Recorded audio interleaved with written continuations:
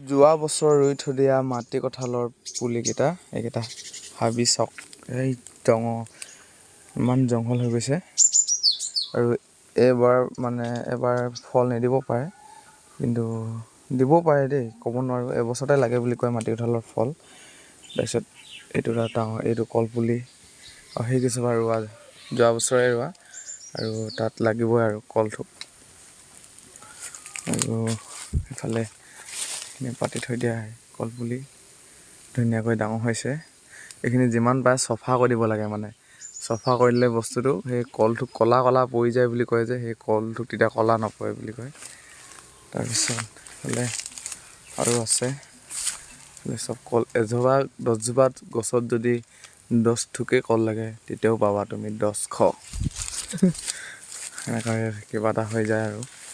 এনেই ঘৰত বহি নাথাকি সকলোৱে কিবা নহয় কিবা কৰি থাকিব লাগে মই ৰুইছিলোঁ যোৱা বছৰ মাটি কঁঠাল